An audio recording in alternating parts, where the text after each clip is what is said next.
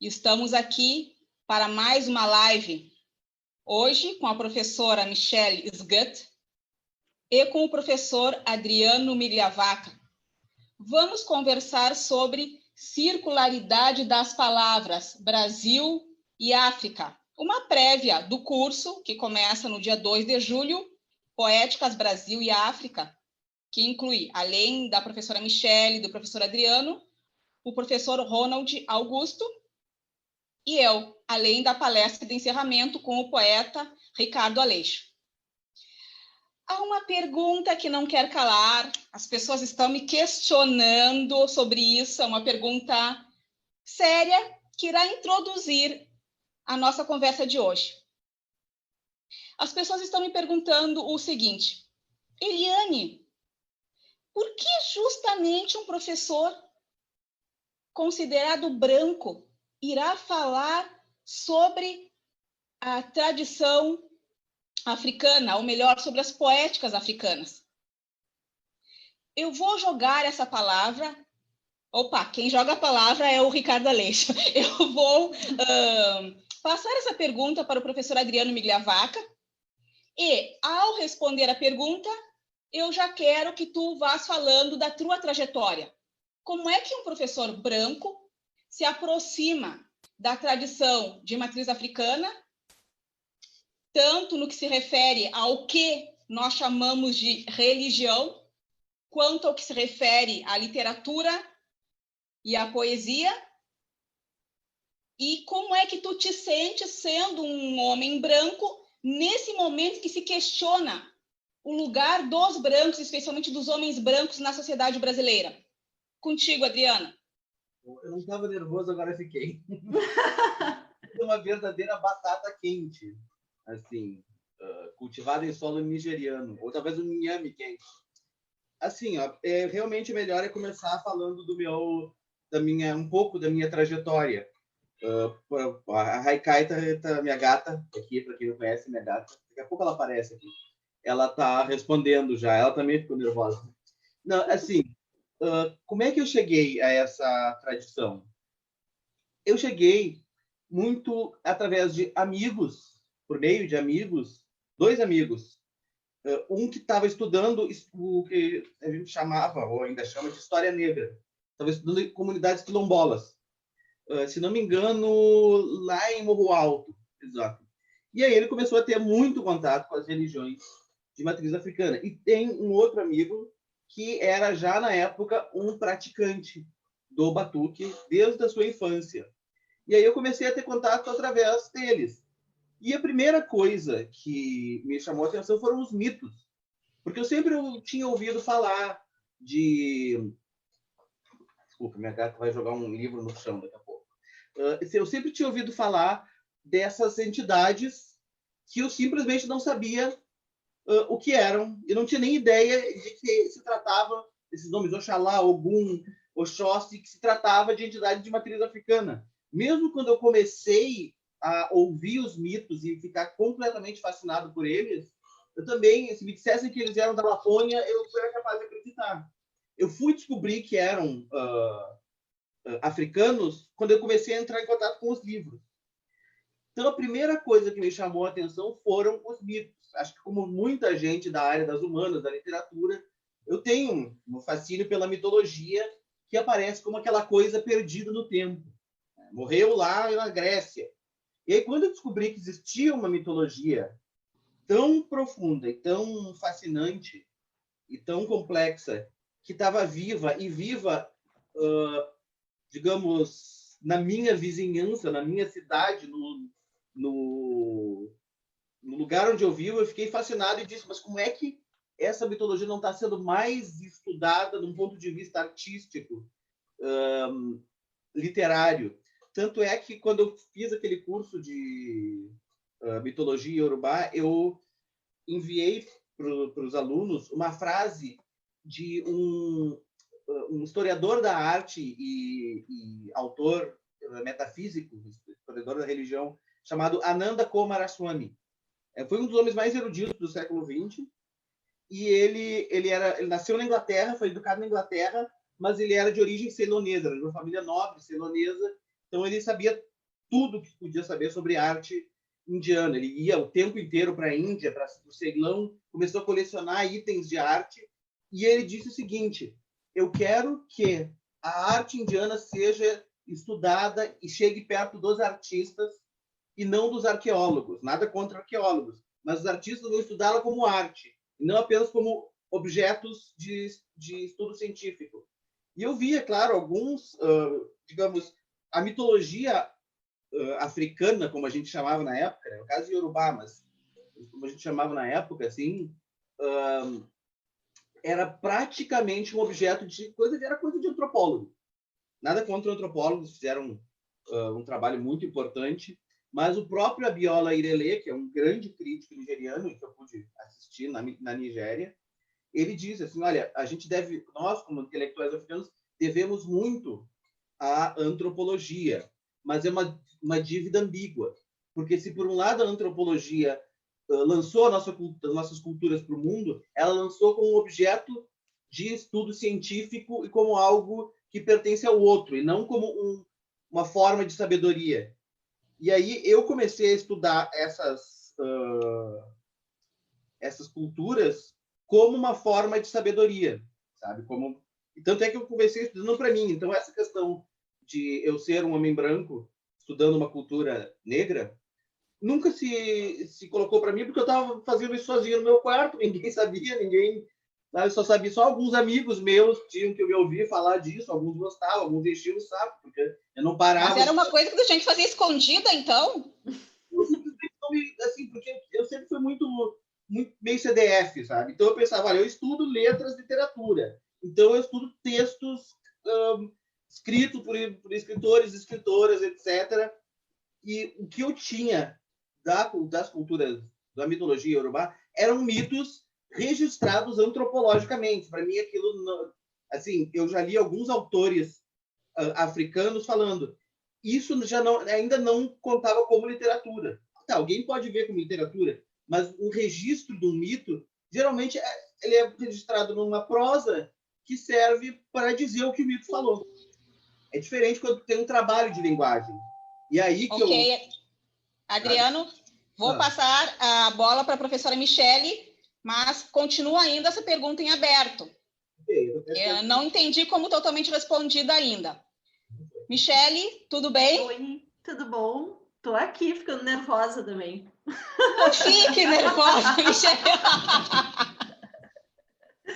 Não fique nervosa. Uma outra questão que me foi posta foi a seguinte: no encontro passado, na live passada, havia 3 pessoas negras retintas, 2 grandes poetas, 2 Rás, e eu fazendo a mediação, e agora, com 2 pessoas, uma branca e outra quase branca. Como é que tu te vê aí nessa quase brancura e a tua relação com a literatura? Bom, queria dizer que uma das pessoas incomodadas com isso sou eu mesma. Uma das pessoas que perguntou isso, inclusive, fui eu. E porque eu vejo muita potência, assim, né, no fato de a gente ter passado por eras de estudos literários que brotavam e se direcionavam para autores homens brancos, e de repente agora a gente consegue ter um curso de poesia com professores negros, professoras mulheres, e como eu vejo muita potência também, né, para mim isso situa bastante sinaliza sobre as possibilidades utópicas de modificação estrutural. Eu sou uma das pessoas que ficou um pouco incomodada de estar aqui nesse meu lugar. Sempre foi, para mim, na minha biografia pessoal, um lugar de pesquisa, porque eu sou mestiça. Fui aos poucos percebendo como que as pessoas se relacionavam com o meu corpo e com certos lugares que eu habito, variando esse lugar, às vezes branca, às vezes me chamavam de mulata quando eu era mais forte. Aí tem, enfim, toda uma relação de apropriação do corpo do outro que a Eliane conhece bem. E então, para mim, eu estar nesse lugar em que eu sou uma estudiosa, uma pesquisadora de teorias antropológicas do imaginário dentro da Faculdade de Letras. Estudei na URGS, me formei na URGS, sou professora há 1000 anos de literatura. Me formei em 2005, mas lecionava desde 1999. O primeiro lugar que eu lecionei foi no projeto Alternativa Cidadã, que foi um projeto que depois virou extensão, inclusive, agora pela própria URGS, mas ele era a primeira tentativa, antes de existirem cotas, de a gente conseguir fazer com que a comunidade carente no entorno da universidade pudesse acessar a universidade. Então, desde 1999, quando eu entrei na universidade, eu leciono. E sempre muito conectada com essa questão de eu não quero só ser uma intelectual, uma pesquisadora, mas também quero estar no mundo, quero estar mexendo em questões estruturais. E aos poucos eu tive que passar por um processo mesmo de reconhecimento de quais são as minhas heranças, quais são os meus traços, meus lugares sociais, né? Um aprendizado que não é simples. Foi tempo para eu me reconhecer mulher, foi tempo para eu me reconhecer parda, e assim vai o tempo para a gente ir descobrindo em que lugares que a gente pode contribuir mais, né? E então eu sou esse lugar da pessoa que é envolvida com samba, letrista, sambista, sambadora, basicamente pessoa que dança, e ao mesmo tempo intelectual, voltada para estudos que muitas vezes eu preciso refazer os percursos, e um desses percursos que eu quero refazer agora é essa proposta aí de ler O Romanceiro da Inconfidência, de uma autora, mulher. Ela mesma lutava contra o título poetisa, que ela dizia que diminuía, né? E até hoje, quando eu falo da Eliane, eu falo da Eliane também. Eliane, poeta, porque eu lembro da Cecília Meirelles me incomodando, que ela diz que quando se usa poetisa tem uma tendência da gente julgar só em relação a outras mulheres, não em relação ao todo dos poetas, né? E então essa mulher que fez uma obra grandiosa, que é O Romanceiro da Inconfidência, 96 poemas entre o épico e lírico, recontando a Inconfidência Mineira a partir de muitas vozes.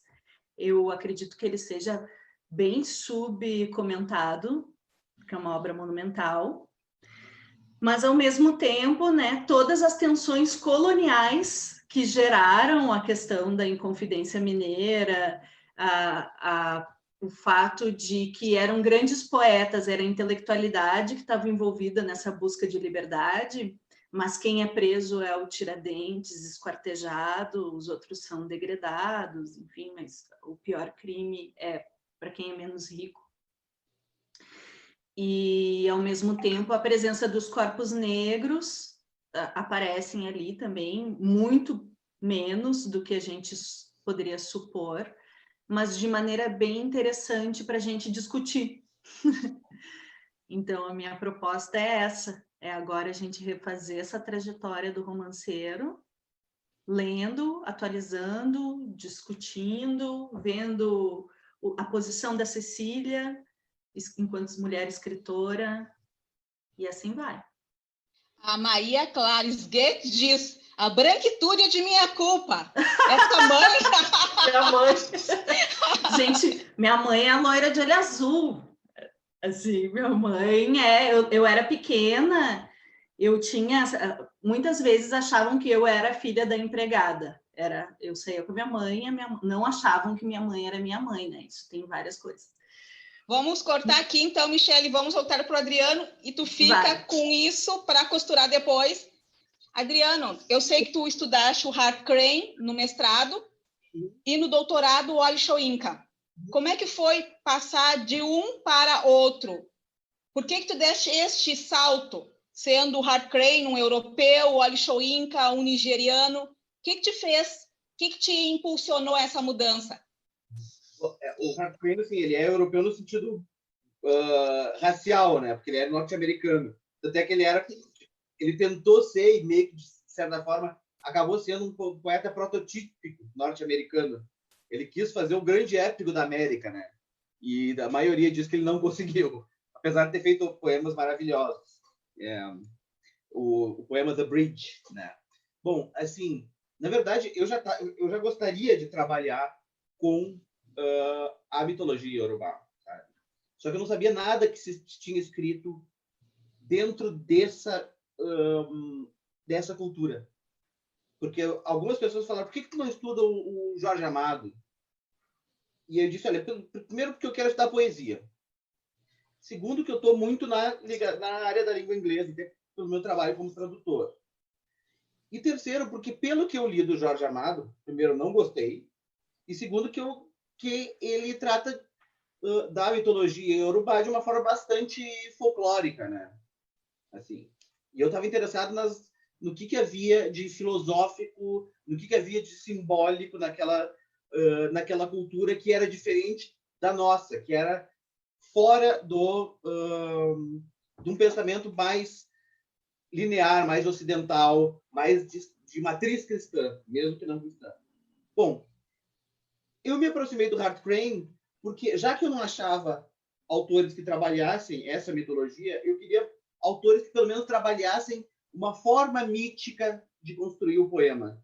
E o Hart Crane buscava isso. Quando eu descobri o Wally Soyinka, e eu descobri que o Wally Soyinka escrevia exatamente o tipo de literatura que eu estava procurando, com a base na cultura que eu estava interessado, ou seja, tinha tudo aquilo que eu precisava de um autor, eu escolhi direto o Wally Soyinka, e eu achei... mas o que é tudo aquilo que tu precisava no autor? Chama atenção essa frase. Assim, ó, por exemplo... Já que tu estudava sozinho, quem é que estava mandando estudar esse autor aí? Estava lá CDF no quarto? Eu que mandei a mim mesmo estudar. Sabe? Porque é o seguinte, o que me interessa na poesia é o que chamam de poesia metafísico-simbólica, né? Que seria, por exemplo, em português, o Fernando Pessoa é um exemplo. Fernando Pessoa mesmo, né? Não tanto os heterônimos. Em inglês, em Eliot. Ou seja, aquele tipo de poesia carregadamente com muitos símbolos, com muitas questões metafísicas, espirituais, filosóficas, geralmente não abandona completamente a métrica tradicional e tem uma sintaxe e um vocabulário um pouco mais rebuscado. Bruno Tolentino, um exemplo, Murilo Mendes, de certa forma. Esse era o tipo de poesia que eu estava interessado.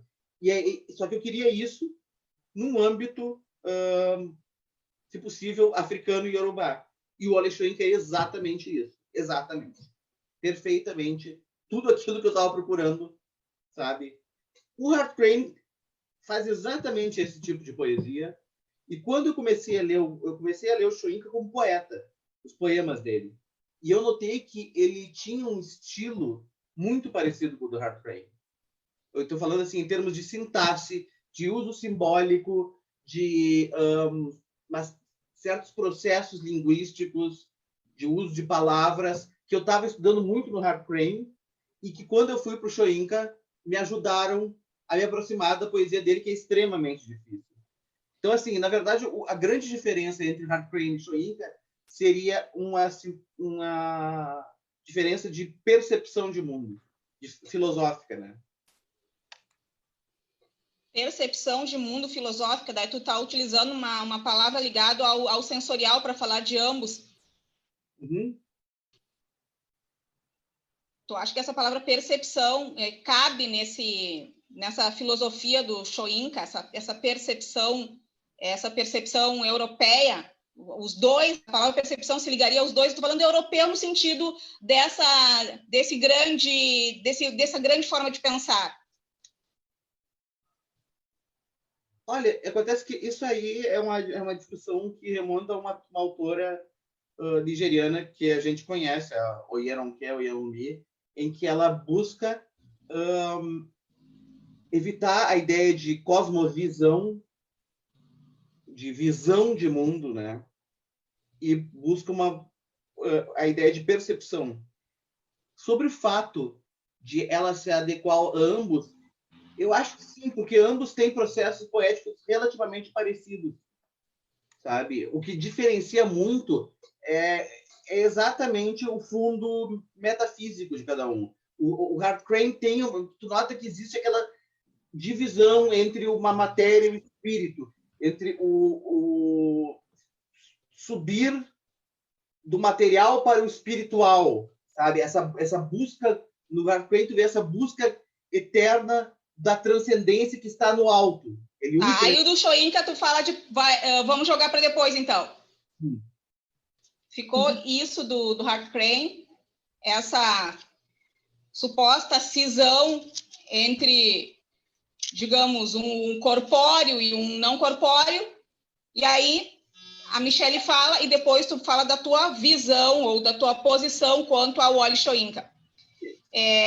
Michelle, eu te interrompi justamente porque uma pessoa te mandou uma mensagem, a tua mãe te mandou uma mensagem dizendo, olha, a branquitude é por minha culpa. E aí tu estavas falando da questão, de uma questão pessoal que te confundiu com a filha da empregada, digamos, na tua infância ou juventude. Eu quero trazer isso para a literatura. Essa confusão, esse olho que confunde, por isso que eu perguntei para o Adriano sobre a questão da percepção, né? Esse olho que confunde, esse olho que vê o que não é, não vê o que deve ser visto, como é que entra no trabalho da literatura para ti? Como é que isso se apresentaria? Eu acho que, de certa maneira, é interessante isso que o Adriano estava falando, porque a gente tem bases, digamos assim, teóricas similares, assim, porque eu também estudo muito mito, arquétipo, dentro das estruturas antropológicas do imaginário, a partir da visão ali do Dihan, por exemplo, ele vai falar sobre a diferença entre os regimes, o regime diurno, que é esse heróico, que a gente vai ver essa divisão, herói, bandido, dia, noite, subida, descida, bem diferenciado, versus outros lugares, como, por exemplo, dentro do místico, a ideia de que as coisas vão e voltam, elas estão dentro de uma totalidade, a gente que não percebe, tem a indistinção da noite, a noite não é um lugar de pavor ou um lugar de morte, mas é um lugar onde a gente acessa aquilo que é inacessível. E nesse sentido, o meu estudo, por exemplo, da Cecília Meirelles, que propõe colocar esse olhar sobre os pontos cegos da Inconfidência Mineira, foi a coisa que me interessou muito aqui.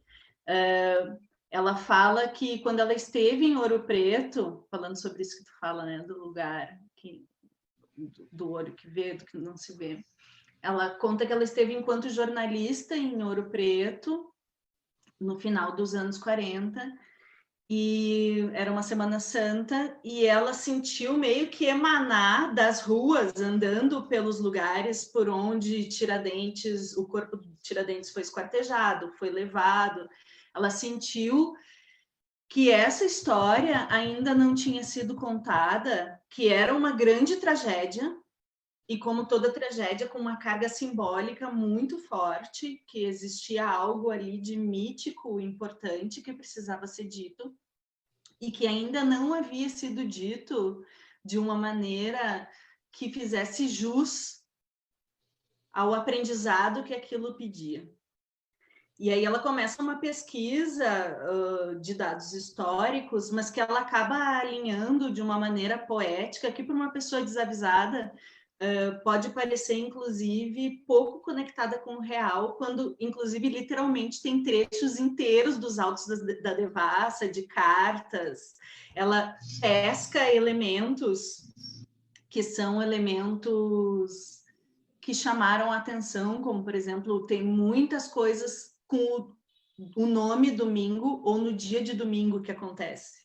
E aí ela faz um poema chamado Dos Domingos do Alferes. Ela pega o fato de o governo português receber uma caixa de chumbo quando deveria estar recebendo ouro, e ninguém sabe se foi na partida que foi levado o ouro e foi roubado, ou se já foi colocado dentro da caixa enquanto chumbo.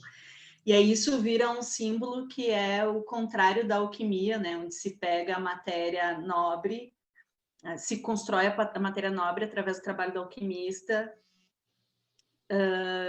em cima do material ordinário. E ali é como se a ganância dos portugueses estivesse fazendo o contrário. A ganância dos portugueses consegue transformar ouro em chumbo, né? Então, de certa maneira, o meu interesse pela poesia acaba sendo esse de buscar o escondido, amplificar aquilo que não é visto. E, de certa maneira, eu vejo que a Cecília Meirelles, que é uma poeta conhecida como uma poeta metafísica, uma poeta conectada com esses tempos, fora do tempo, e é por isso que a gente já vinha conversando sobre isso. Eu vou ter que te interromper, Michele, bem no meio do teu raciocínio, porque tem uma pergunta do Ronald Augusto que toca nessa questão do épico, de que vocês os dois estão falando, segundo ele. O Ronald diz assim: em certa medida, tanto a Michele, que está falando do Romanceiro da Inconfidência, quanto o Adriano, o mito em forma épica, estão lidando com a categoria épica. Aí ele afirma que vocês os dois estão lidando com a categoria épica. E ele pergunta: quais os limites e as possibilidades, do poema épico frente ao nosso tempo? A Cecília, eu diria que é um épico lírico, né? Então, assim, ela trabalha sobre a matéria épica, mas a execução desse material, ele tem muitos recursos que, se a gente vai discutir, está conectado com o lírico, né? Ele é um poema que a maioria desses poemas é em redondilha maior, redondilha menor, ele tem algo conectado com essa voz que emana do povo, do popular, né? E ele é interessantemente construído. Cada poema do livro é como se viesse de uma voz diferente, não é uma voz que domina o poema inteiro, mas em algum momento é algo que a gente identificaria como um coro, em outro, então uma voz como se fosse de um eu lírico de fora da ação, mas a primeira fala, ela é bem em média res, né? Bem uma coisa tradição, assim, do épico, mas de uma forma lírica. Mas aí, por exemplo, existem personagens, cada poema tem uma voz, tem vozes femininas, vozes masculinas, vozes de pessoas do povo, vozes de grandes poetas que imitam, inclusive, a métrica que o poeta usava, esse poeta que vira personagem, né? Para mim, olhando para a Cecília, então, a Cecília, ela deixa bem claro que o que ela quer tocar é... Vamos dizer que é o claro de Oxalá, né? Claro de Obatalá. Isso que tu está falando, que ela deixa bem claro. Sim, é outra... É outra claridade. É outra claridade. Isso. Eu, enquanto, né, o Obalorixá falou que eu sou de Oxaguian, então vamos lá para esse Oxalá jovem, que é esse nível de luminosidade, né? E ela lança para mim essa questão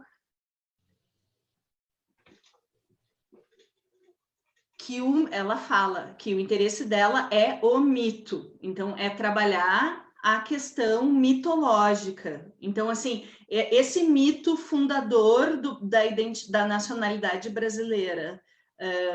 porque o Tiradentes ele foi recriado com uma similaridade visual do Jesus Cristo. Se a gente lembra de quais são as representações do Tiradentes que ficaram depois da República, a gente vai lembrar sempre dele, cabelo comprido, com representações visuais muito parecidas com a de Jesus, que ficaram também de Jesus Cristo, todas inventadas, Sim, né? mas eu acho que ela justamente... não briga com isso, ela reitera. Então tem uma missão aí.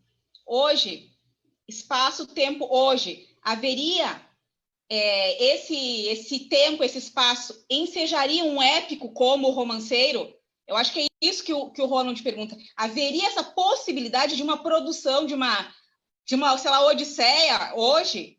Para mim, mesmo... o Baco Exu do Blues está fazendo isso, sabe? Vou passar a bola para a Adriana, então, Michele, depois volto para ti. Adriana. É interessante a Michele falar no épico lírico, porque parece que o épico, hoje, assim como... eu acho que o épico hoje não se distingue muito do épico no início do século XX ou em todo o século XX. Eu diria que nós estamos mais ou menos na mesma questão. Ele se distingue muito, digamos, do século XV e mais ainda lá do Homero, né? O José Guilherme Melchior, um crítico, disse que para Aristóteles poesia era poesia épica ou trágica. Lírico não era considerado poesia, pelo menos não era estudado por ele. Assim, e hoje em dia a poesia é poesia lírica. Mas hoje em dia eu acho que o que existe do épico é esse poema narrativo, que chamam, que é um poema que tem uma estrutura de certa forma temporal, ou seja, é algo que ocorre, que se desenvolve o tema, mas em que percepções, sensações e elementos líricos, como a gente chama, surgem com mais força que propriamente um enredo formado de fatos e personagens. Na África, tu vê exatamente isso na poesia moderna de língua inglesa ou francesa. Por exemplo, o Wole Soyinka, que é, antes de tudo, um dramaturgo poético, ele tem pelo menos 2 poemas narrativos ligados ao mito de Ogum. Um deles se chama Idanre, que tem 24 páginas. Dependendo, claro, da formatação, vai ficar um pouco menos ou um pouco mais. Mas é mais ou menos isso. Nesse poema, ele revisita os 2 mitos de Ogum, que ele associa um ao outro, para contar, digamos, uma história de Ogum. Só que ele revisita isso numa noite em que ele caminhou ao longo de uma colina, chamada Idanre, a cidade de Idanre. Então, nessa caminhada dele, ele revê os mitos. E o outro se chama Ogum Abibiman, que seria assim, Ogum da terra das pessoas pretas. Abibiman seria uma palavra em Akã, né, na língua Akã, que é uma língua africana, em que ele coloca Ogum e o imperador Shaka dos Zulus, né, um dos grandes gênios civilizatórios do mundo, assim, e um dos grandes gênios militares, lutando pela emancipação do povo de Moçambique, associado a Samora Machel, ou Samora Machel, desculpa. E também esse épico guerreiro, esse poema narrativo guerreiro, ele é formado mais de elementos líricos, de percepções e metáforas, do que de fatos. Ao longo do século XX, a gente tem vários casos. O Wasteland, do Eliot, o Bridge, do Hart Crane. Então, eu acho que sim, que hoje, assim como em outros momentos, o épico continua existindo, só que de uma forma mais condensada e mais próxima do lírico. Agora, por exemplo, é importante lembrar o seguinte: a gente pensa no épico, falamos do Homero, etc., só que a própria África foi celeiro de épicos importantíssimos, né? O que vem à mente é o Sundiata, do povo dos Ashanti, de Gana. E também o épico chamado Osidi, do povo Ijaw, que foi recriado, transformado numa peça de teatro pelo poeta nigeriano John Pepper Clark Bekedere-Moh. Então, eu acredito que a força do épico está mais nesse poema lírico narrativo, que tem essa, digamos, entre 20, 10, 20, 30 páginas, etc. Com exceções como o Homeros, do Derek Walker. Tu estás dizendo que existem várias épicas, dependendo do tempo e do espaço, digamos assim. E A Morte e o Cavaleiro do Rei entraria nesse conceito de poema épico? Não responde agora, responde depois. Vamos para a Michelle, só fica com a pergunta. Meu Deus! Eu não vou me formar nessa escola, gente.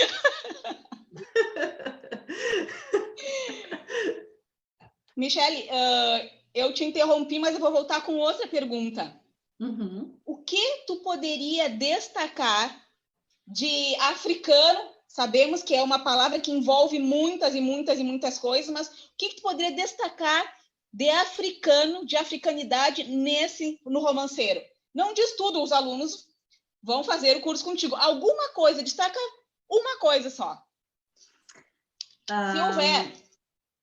Não, tem uma figura muito importante que aparece aqui, que é a figura da Chica da Silva, a figura do Chico Rei. Então, aparecem pelo menos 2 personagens que são personagens que nunca foram colocados como centrais dentro desse jogo todo, que são personagens negros. A Chica da Silva, né, tem um poema incrível, super conhecido dentro do romanceiro, e o Chico Rei, que é esse que agora está aqui trabalhando escravizado, mas na terra dele ele é rei.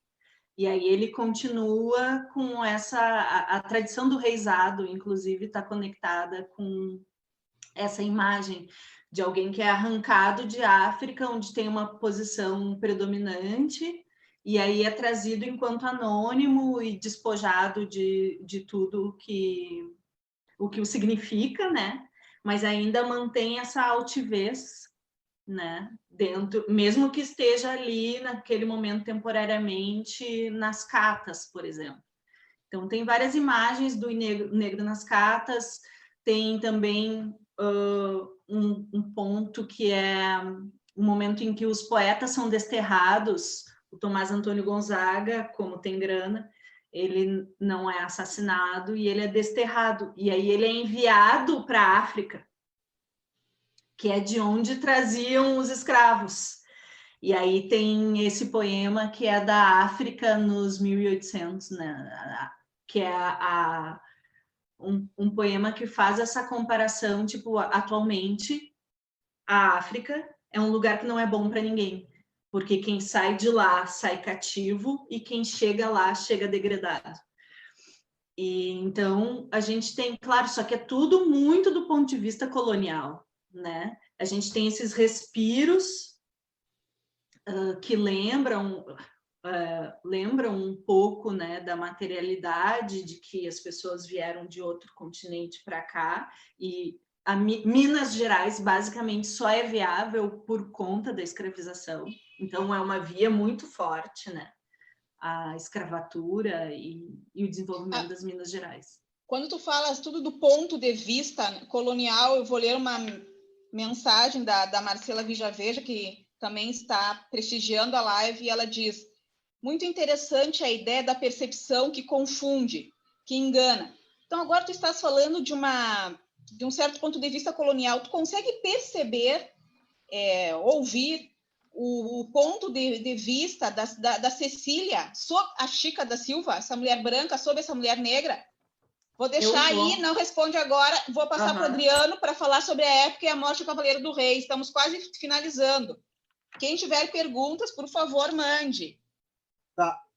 Só para explicar, assim, a Morte do Cavaleiro do Rei é considerada a grande obra, a grande, talvez para o público, algumas pessoas não saibam, é a grande obra-prima do Wole Soyinka, que é uma peça de teatro.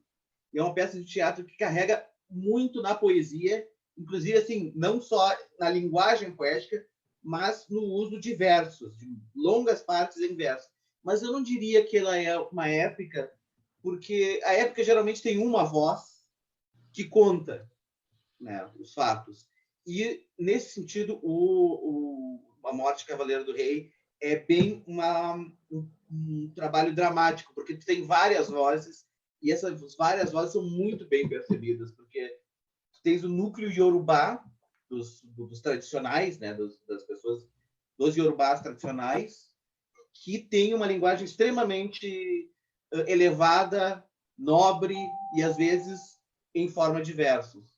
Tu tens o núcleo inglês, que tem uma linguagem articulada, mas informal e cômica. E a voz das mulheres? Me interessa que tu destaque a voz de alguma mulher na Morte do Cavaleiro do Rei. Tu podes destacar?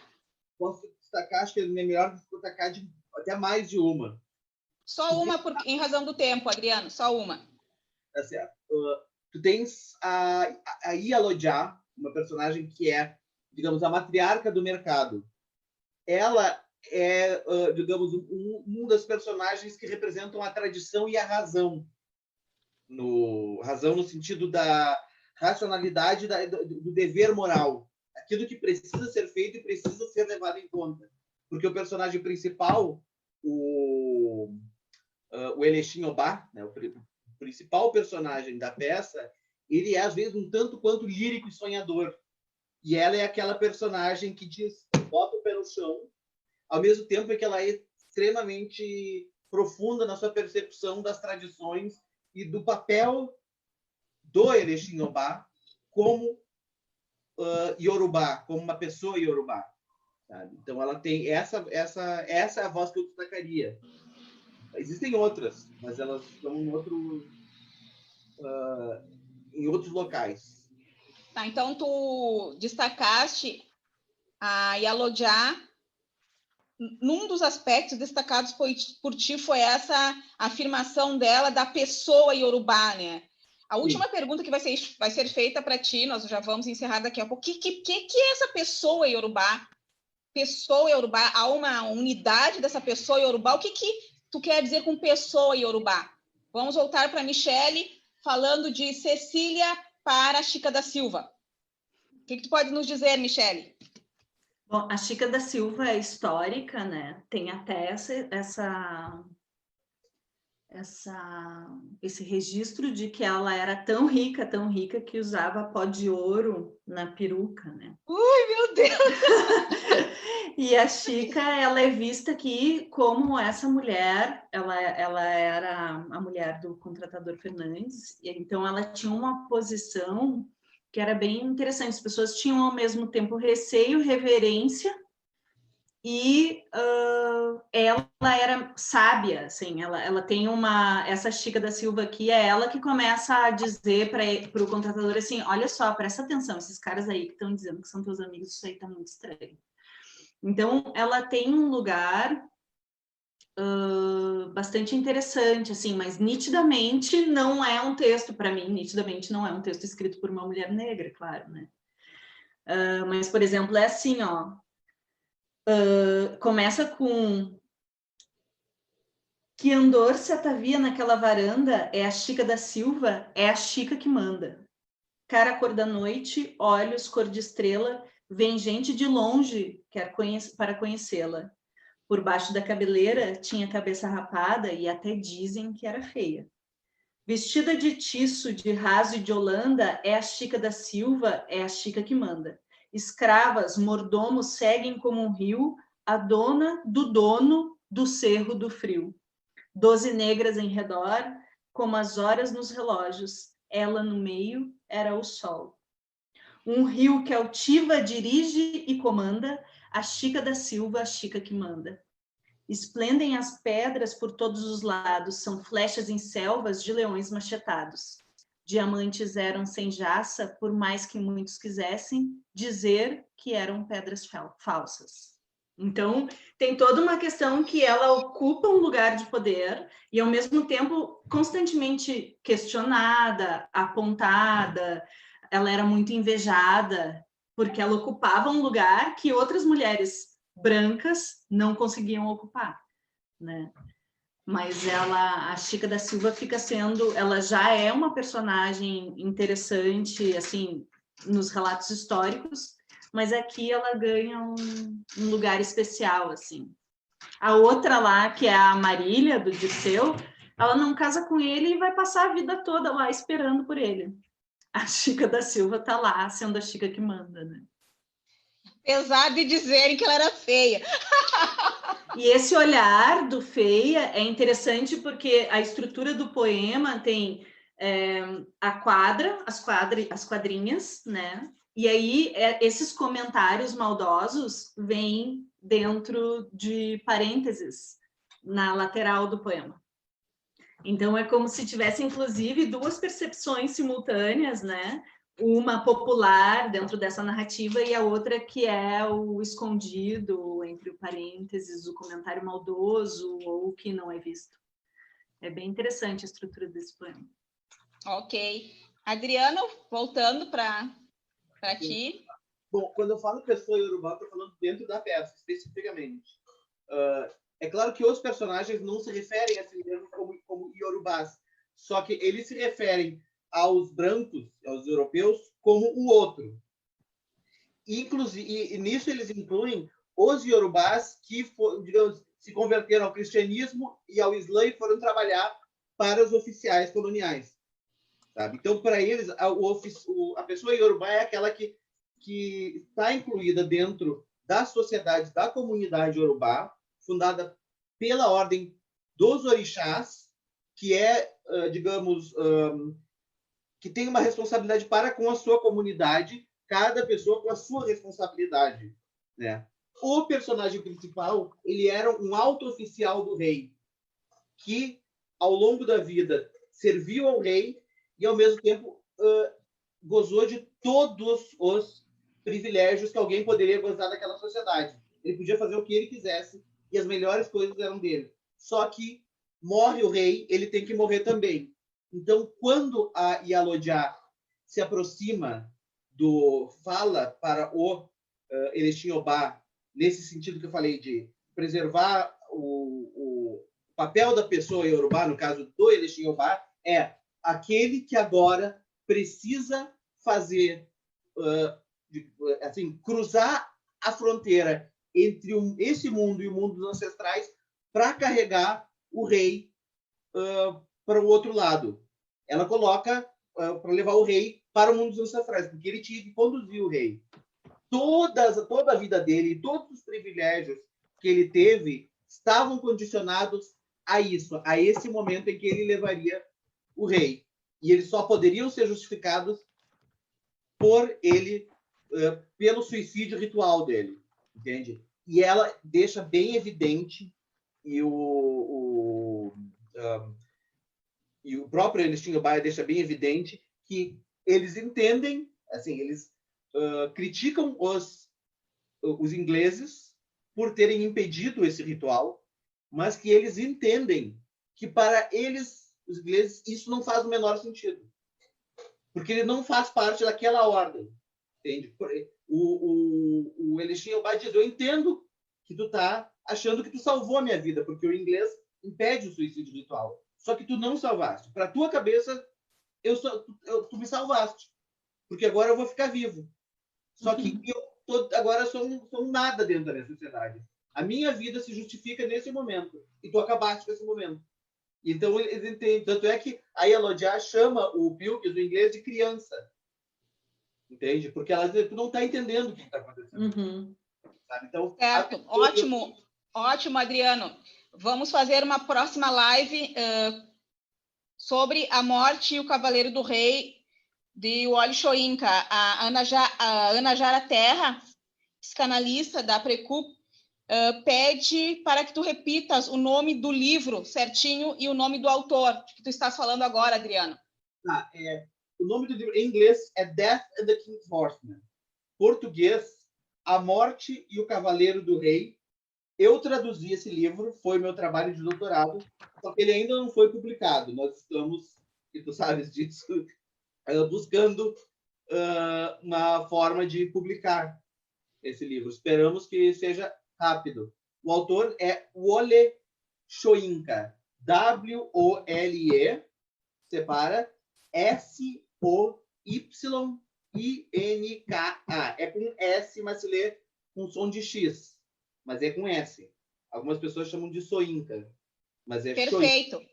É interessante, porque nós poderíamos trabalhar a categoria do outro nessa peça do Ali Chouinka, uma vez que aí ele tem uma mobilidade, né? O outro é o europeu, não só o outro, ou é o africano ou o negro, como se estabelece hoje, né? Que esse outro é um absoluto, sem falar nas mulheres negras que somos consideradas a outra da outra, enfim, são outras teorias. Michelle Sguett, para a tua despedida, fala, Adriano. Assim, que, de certa forma, o menos outro aí nessa peça é a mulher negra, porque o Cavaleiro do Rei, o Elishingobá, por mais que ele seja o principal da peça, digamos, ainda assim ele está bastante perdido ali. E aliás, a última palavra é da Yalodja. Ela termina dizendo: volte-se agora para o mundo dos não nascidos. E termina a peça. Sabe? Então, perfeito. A Aline Arpini diz: encantada pelas trocas, muito potente. Valeu, Aline. A Paula Martins, parabéns pela live. Fundamental conhecermos mais a nossa ancestralidade. Que autores vocês indicam para quem quer saber mais? Faça o curso! Curso! Tá, só indica mais um, Adriano. Só mais um livro. De repente, eu perguntar algo para a Michelle, eu trago a indicação depois. Tino Achebe, eu indico, que tu já indicaste, acho que é excelente exemplo. Mas Paula Martins. Sim, concordo com o Adriano. Tino Achebe, O Mundo Se Despedaça. Eu já ia dizer A Morte, o Cavaleiro do Rei, A Metamorfose, tudo com M. Todos. O Mundo Se Despedaça dialoga muito bem com A Morte do Cavaleiro do Rei. Aliás, é um trabalho que ainda pode ser feito, né? Essa comparação entre os dois. Dica para teses de doutorado ou dissertações. Michelle, tuas palavras finais. Venham para o curso. É isso aí. Eu não quero ficar sozinha aqui com toda essa coisa aqui que eu tenho para discutir.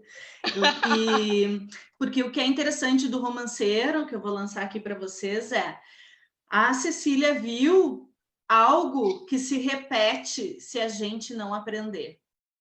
E assustadoramente, lendo o Romanceiro da Inconfidência, a gente vê essa farsa-tragédia se repetindo no Brasil constantemente. Inclusive, um dos cenários aqui, que ela disse que é um cenário assim, onde houve muita crueldade, foi em Mariana e aquela região de Brumadinho. E foi bem interessante quando aconteceram os acidentes lá. Eu voltei para o Romanceiro da Inconfidência para ler e meu Deus do céu, a gente ainda não aprendeu. Que as coisas que são construídas sobre injustiça, sobre a injustiça, sobre crimes, elas precisam ser redimidas através da compreensão. Então, gente, vamos juntar aí forças para dar uma estudadinha nos nossos símbolos, nos nossos mitos brasileiros, né, de identidade brasileira, nas nossas desigualdades sociais, nos crimes coletivos, para a gente não precisar repetir mais. Exatamente, e também conhecer o que as poetas mulheres escreveram, produziram. Adriana, tuas palavras finais. Muito obrigada, Michelle. Grande prazer estar aqui contigo. Obrigada. Aproveitando o que a Michelle falou sobre essa, digamos, essa recorrência do mito, né, na vida concreta, isso é algo que, não só na obra, mas nos discursos, nas entrevistas do Chouinka, na própria vida dele, ele percebe que, para ele, a recorrência do mito é uma concretude. Não é, digamos, uma teoria para ser explorada poeticamente, é um fato.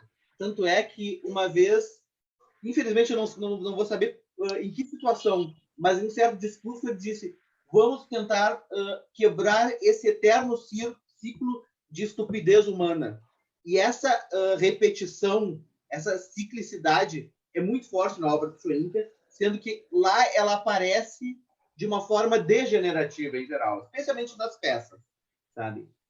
Na minha disciplina, a gente vai trabalhar muito essa circularidade, e na poesia lírica africana, que é onde a gente vai se voltar, essa circularidade aparece de uma forma mais esquemática do que eu vejo no Romanceiro da Confidência, pelo que eu vi, sabe? Porque ali, por exemplo, tem poemas de um poeta Zulu chamado Masisi Kunene, eu, inclusive já escrevi um artigo sobre que está no Estadão e no Guelé 10, em que tu percebe quase que uma formulação dessa ciclicidade, entende? E a gente vai ver essa ciclicidade de uma forma mais mais lírica e mais próximo do teórico, eu acho, para trabalhar, até para ajudar a trabalhar com a Michelle, sendo que ela vai trabalhar isso num poema que lida com isso num fato concreto, né? Então, eu diria que as minhas últimas palavras seriam: para o curso, venham. Deixa eu só ler um trechinho, um último trechinho para jogar depois o microfone, isso aí. É um trechinho do último pedacinho do Joaquim Silvério. Ok. Vou fazer uma aula sobre métrica e versificação. No dia isso é importante. Isso é requisito para o curso do Ronald Augusto, métrica e versificação. Começa no dia 2 de julho. Vamos lá, Michelle, despedida. Então, vou deixar com vocês com o finalzinho do poema do Joaquim Silvério. Pelos caminhos do mundo, nenhum destino se perde.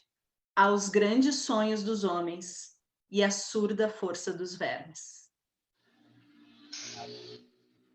Mais cíclico do que isso não pode. Beijo! Muito obrigada. Obrigada, Michelle, Adriano. Obrigada a Martinha Duenhas e ao Edu, que estão na parte técnica. Obrigada, Marcela Vijaveja, Ronald Augusto. Não sei se a Mariana Benites estava aí. Obrigada. Obrigada também a Mérida, de Afro Mujeres Argentinas e Dissidentes. Vamos começar uma conversa a partir da semana que vem, eu acho, aqui também na Escola de Poesia. Muito obrigada e façam o curso Poéticas Brasil e África. Início 2 de julho, pessoal. Um beijo para todo mundo.